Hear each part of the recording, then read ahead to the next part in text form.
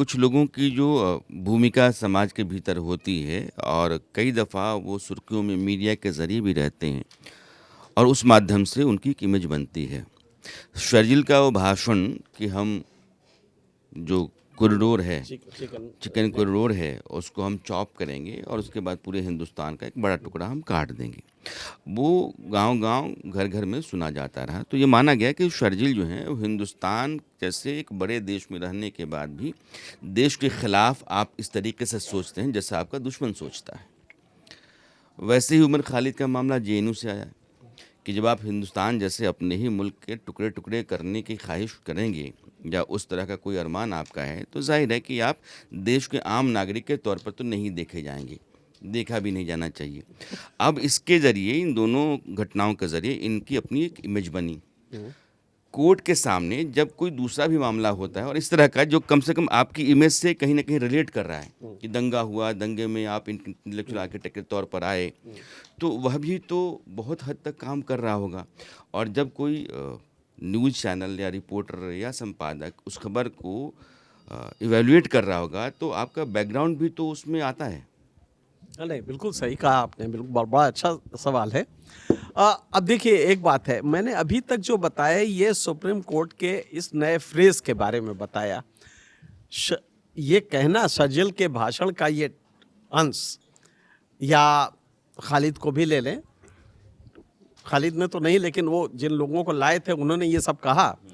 लेकिन either case अगर ये आपको लगता है और ये आप इससे पूरी तरह से वो हैं कॉन्फिडेंट हैं कि ये culpability this might lead to Delhi riots, तो आप उसको सजा दीजिए। हम उस पे हम शर्जील को कहीं से वो नहीं इनोसेंट नहीं मान रहे हैं, लेकिन जब आप ये फ्रेजेस इस्तेमाल करने लगते हैं इंटेलेक्चुअल आर्किटेक्ट, तो कल जो एसपी होगा किसी जिले का, वो भाषण विरोधी दल का कोई नेता दे रहा होगा, तो उस पे भी ये चस्पा कर सकता है कि साहब इसकी वजह से वहाँ पे उपद्रव हुआ क्योंकि इन्होंने इंटेलेक्चुअली इसको आर्किटेक्ट किया था।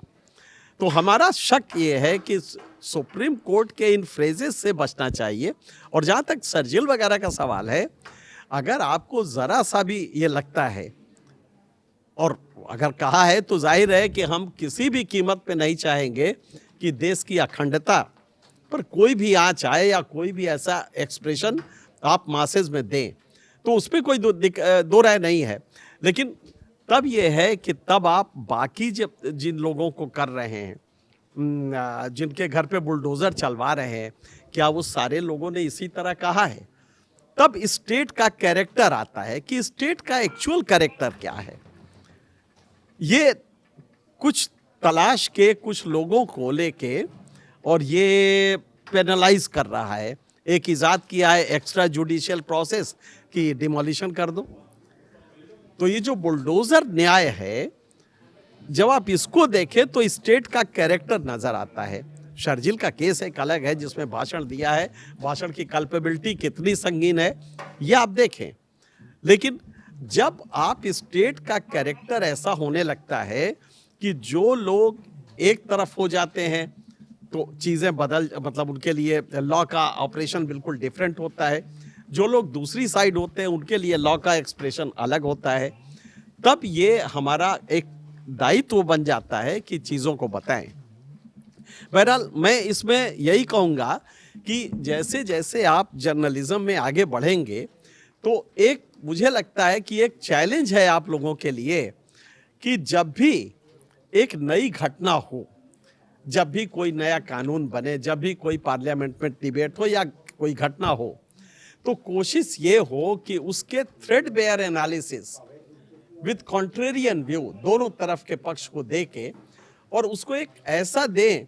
और मेरा दावा है कि अगर आपने 3 महीने ये कर लिया तो इस चैनल की एक्सेप्टेबिलिटी शायद एक नया प्रयोग होगी भारत में, और जो कि आप लोगों के की मदद से और यशवंत जी के प्रयास से मेरे ख्याल से मुझे पूरी उम्मीद है कि इसको किया जा सकता है।